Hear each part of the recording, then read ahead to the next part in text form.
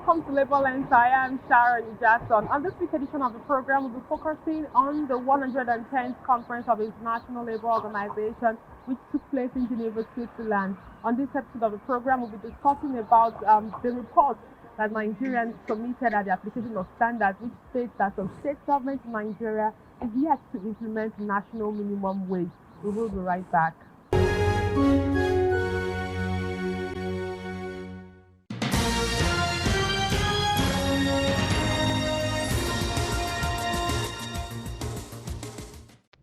The Nigerian Labour Congress on Thursday said it would hold a one-day national protest to force the federal government to meet the demands of university-based unions.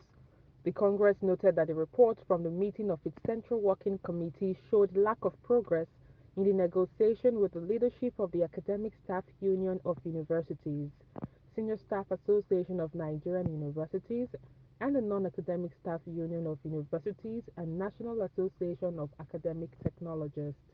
The president of NLC, Ugboaja, spoke in Abuja during the opening of the National Executive Council meeting of the Congress. Waba directed all the affiliate unions of the NLC to issue directives on the planned one-day national protest from next week.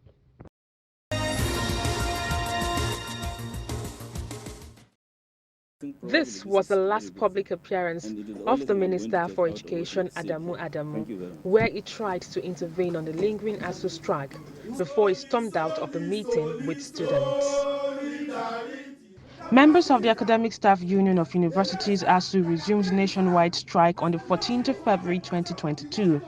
The strike is to protest against the continued use of the Integrated Payroll and Personnel Information System (IPIS) for lecturers and refusal of the federal government to implement the 2009 renegotiated agreement that was completed in May 2021. More than 4 months after, the striking lecturers are yet to return to work. Classrooms remain shut and covered in dust as lonely walk paths symbolized the situation in public universities across the country. I met with students who looked obviously upset with the situation of things. While some refused to speak on camera, others believe that now is the time for them to resume lecture. Knowing that all their children are abroad, I don't blame them for not caring.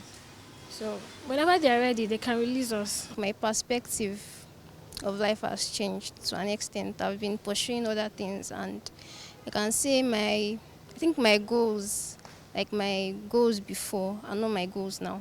The striking lecturers' demand include failure of the federal government to implement the 2009 renegotiated agreement with ASU, refusal of federal government to adopt the University Transparency and Accountability Solution (UTAS), the need for increased funding of state universities, and the non-payment of withheld salaries, check-off dues, and promotion arrears. Though the ASU strike was a product of failure of successive governments to honor agreements, educationists are concerned about contribution of the Ministry of Education to efforts aimed at resolving the issues raised by the union. Where is our Minister of Education in Nigeria? It's a sad reality. He is unavailable. He is not speaking. He is talking to no one. ASU has been on strike. We only hear the Minister of Labour, the SGF, and Mr. President talking about education, talking about how to resolve the ASU crisis. Mr. Minister of Education has not spoken one day concerning this strike, and it's heart-rending. Education in Nigeria is in comatose, is in limbo because of the man at the ends of affair. A lot of destinies have been wasted. These children don't have anywhere to go, and they are taken to a lot of social vices. Even if the president will compensate his friend, Adamu, with something, it shouldn't be education. Government has been very recalcitrant, and also, for want of word, almost irresponsible, because no responsible government will feel so relaxed and so indifferent about the plight of millions of students who have been at home in the last 4 months. Much more fundamentally, while these young people are idling away at home, the government and its paraphernalia are busy talking about the next election.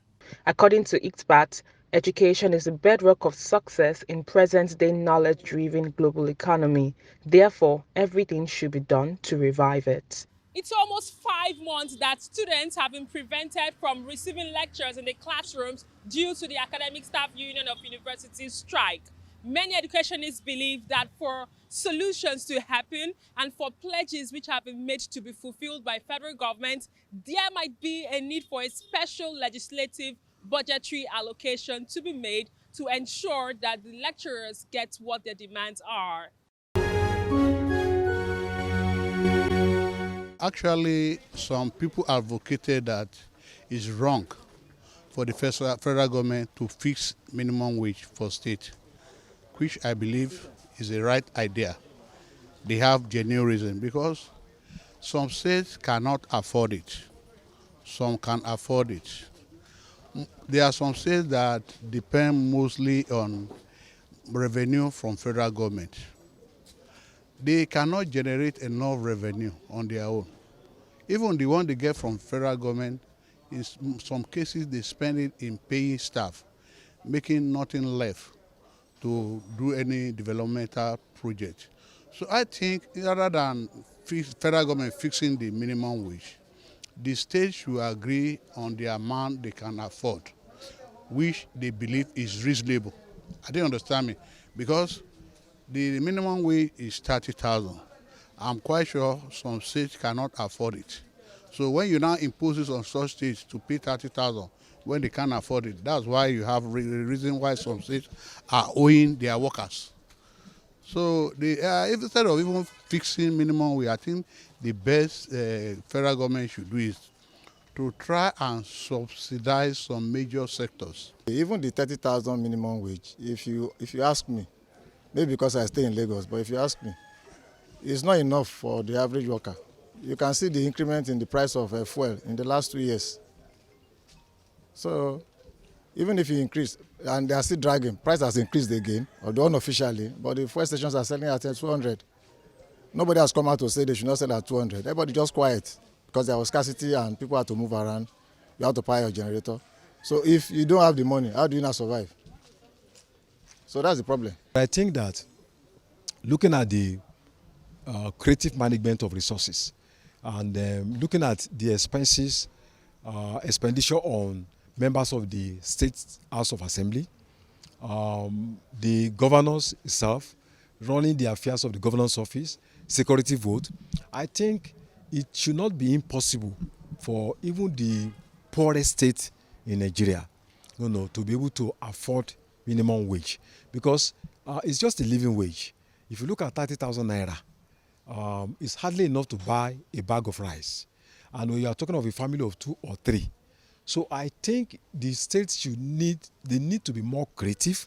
They need to cut expenses on frivolous items, furniture, cars for members of House of Assembly, new cars for traditional rulers. All those things they need to cut, the expenses so that they will be able to have enough. So I think what is important is for each state to be able to be creative and then engage its people constructively so that they can have enough to pay the minimum wage. Look at Lagos, for instance. Lagos is adding 100 naira to transportation, and there has been a whole lot of outcries. But if you look at the reality on the ground, a state of about 20 million people, and then you have a situation where there have been mass migration of people from the Maghreb region because of the conflict in those areas, from the Middle Belt, from across the West African countries. This is going to exert a lot of pressure on public utilities. I know a lot of people are from Borno State, who are from Bauchi State, who are in public schools in Lagos. They came in the past 5 years, and they don't need to pay fee. They will use roads, they will use health care. So each state needs to be creative to look for ways that it can generate funds without necessarily, increasing the sovereigns of the masses, because people are already passing through very difficult moments. In profile interview segment this week, I'll be speaking with the General Secretary of the Nigerian Labour Congress. He brought us up to speed about activities that happen during the International Labour Organization committee meeting, especially at that of the apprenticeship and standard of application. He also made comments about the non-payment of the national minimum wage in some states. We will be right back.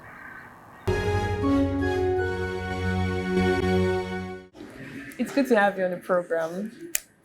A lot has been happening in the sphere of work, but this time around, the International Labour Organization is holding its 110th conference here in Geneva, Switzerland.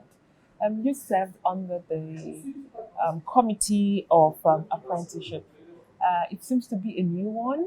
Can you bring us up to speed on why there's that need to sit on this committee and what were the deliberations?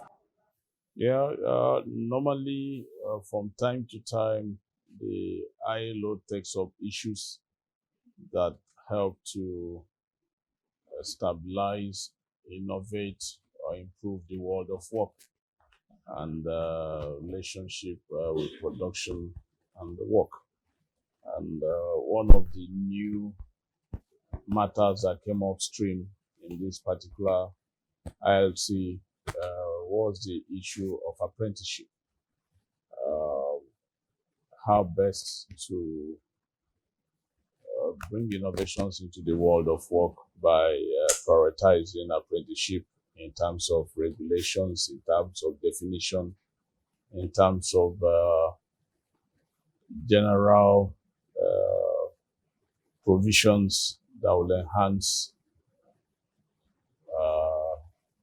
this concept in the world of work and make provisions for it the same way you make provisions for regular work and improve on the challenges facing us in terms of managing the earth, climate change, green work, and just transition, and the role apprenticeship will have to play in these areas.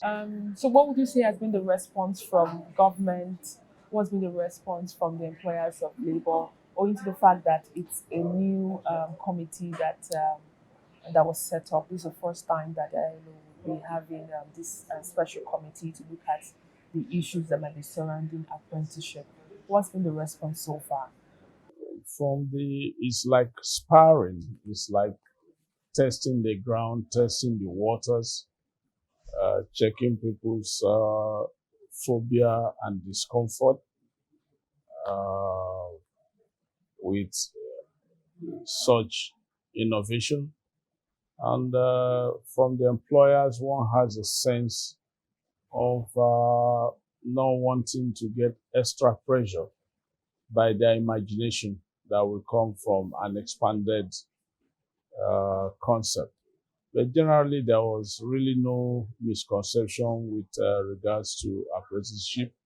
But when it came to trying to expand it, the definition or the grouping to also include the internship, or what they called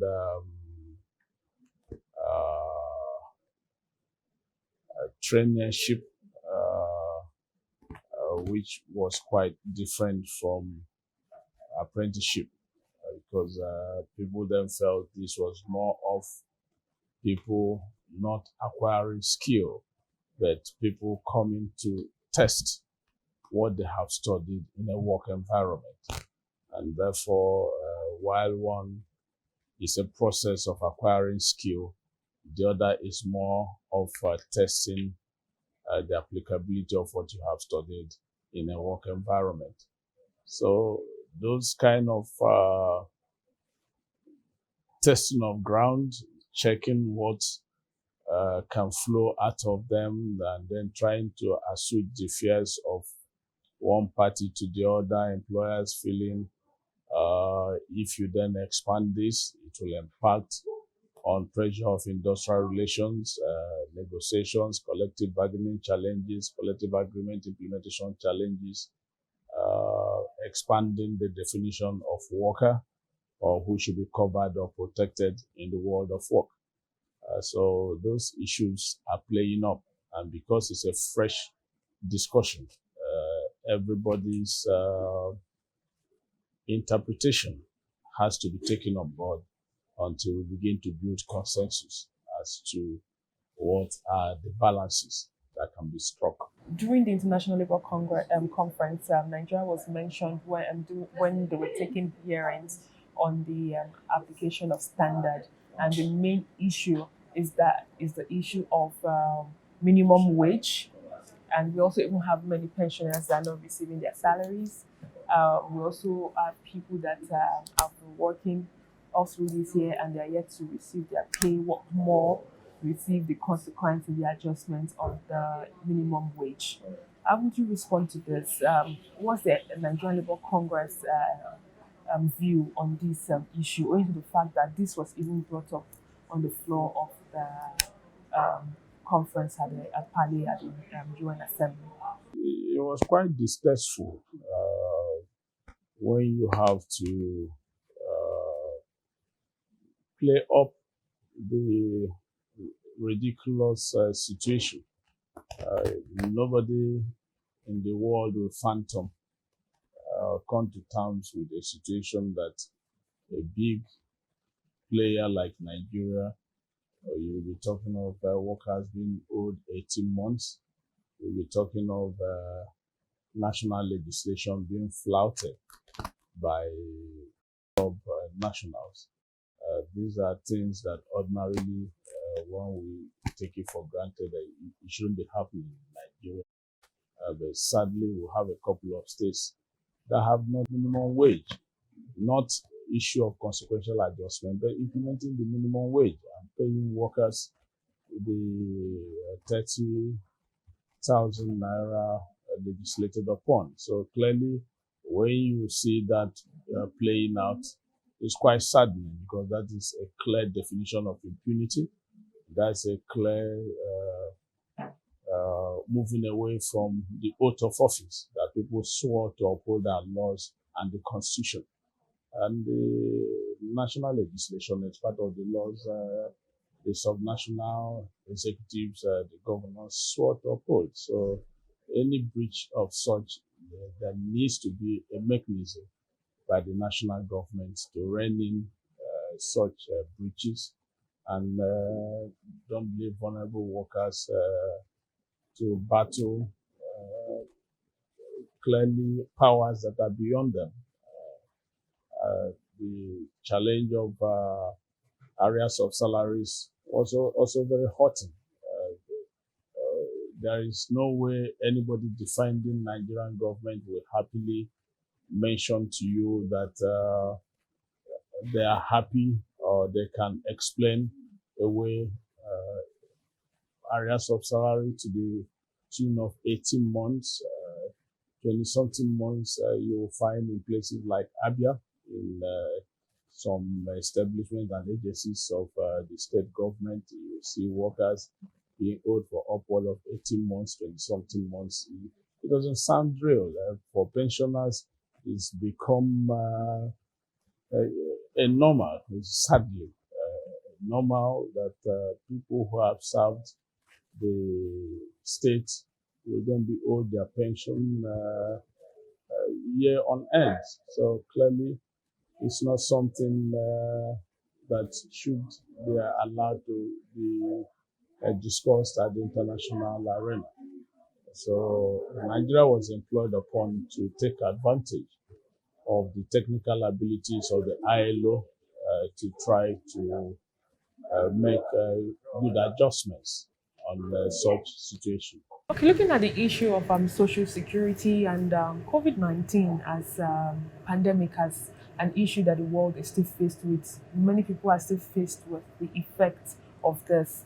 How is it possible for us to promote decent work when the nations of the world are still trying to recover from the challenges of COVID-19 pandemic? Because I remember very clearly at several fora, the International Labour Organization Director General had mentioned that it should be a better world of work and decent work must be promoted and shouldn't be an excuse for employers of labor to not do the needful to ensure that workers have a better welfare package. Yeah, clearly there is a discomfort. There is a strong distaste for the continuous pressurizing of workers in the world of work. under the guise of challenges of COVID, under the guise of the deteriorating economic activities, productive level, that people are experimenting with the new normal, moving towards the new industrial revolution, where you have more virtual work or work from outside the world of work. That should not translate to enslavement of workers. That should not translate to pressure on organizing by workers, pressure on not allowing workers to organize, pressure on disrespecting collective agreements, or pressure on coming to the table to freely discuss and reach agreements with regards to how the world of work should be managed. So the challenge of wages, the challenge of hours of work, the challenge of the nature of work, the certainty of work are played up, and the need for economic solidarity in terms of health and safety, in terms of social security, were all things that came up for discussion. Back home in Nigeria, we know that we have the issue of inflation. Prices of goods and services have quadrupled over the years. What's been the response from the employers of labor, especially from the organized private sector? How has it been? Would you say that decent work can be encouraged in this space of work that seems to be harsh, especially for employers of labor? With the organized employers, we seem to be moving in the right direction in terms of harmony, in terms of discussion, but we still have the challenge of workplaces where the employers have not been open. And for everywhere, the employers have not opened up to the workers in terms of aligning or organizing. We have tended to see that health and safety issues in such areas are abysmal low. We have tended to see that workers' welfare takes the back seat. We've tended to see that job security takes the back seat. So clearly, decent work is not on the agenda in such areas. But as an organized employers association, particularly NECA, we have had a robust relationship with NECA. We are clearly on the same page with NECA leadership in terms of what the world of work should be looking like. The leadership is on all fours with us in trying to respect the ideals of the ILO in terms of the tripod nature of managing the world of work. But we continue to see challenges that are posed by crude employers that resist workers organizing. And in such areas, you tend to find industrial accidents, freak accidents that lead to amputation of limbs majorly happen in these areas where you find that the workers have not been organized, the workers have been refused to operate as a union, and collective bargaining is not taking place.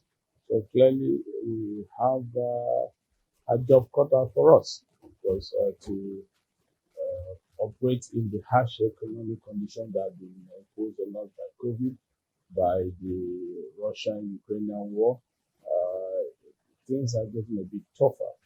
And for the crude employer, the tendency is to push the harshness on the workforce. So finally, there's this campaign of the need for more workers to be unionized. The food union during the International Labour Conference held a protest to ensure that fast food workers are unionized. For them, many of the workers have been harassed. They don't receive decent pay, and they feel that the only way that these people can be catered for is if they can join the union. As the General Secretary of the Nigerian Labour Congress, what more has been done to ensure that employers of labor understand the need for active participation of workers in trade unionism? The tendency is there has to be a world of work. The worker, the employer, and the regulating body, which is government. You need these three people operating as a team. The employers have their association, the workers have their union, and government as a sovereign then operates. And clearly, once you put pressure on any of these not to operate at its independent maximum, then you have a dysfunctional world of work. And once you have a dysfunctional world of work, you begin to see the effects, the side effects of such dysfunction will play up in terms of poor occupational health environment, play up in the form of poor productivity arising from poor remuneration and poor welfare conditions for the worker. And at the end of the day, it becomes penny wise, pound foolish. We have had the challenge. We've had what we call our organizing academy, trying to train and educate workers on the best processes to organize, to unionize non-organized workers into the union. We have our organizing committee in the NLC.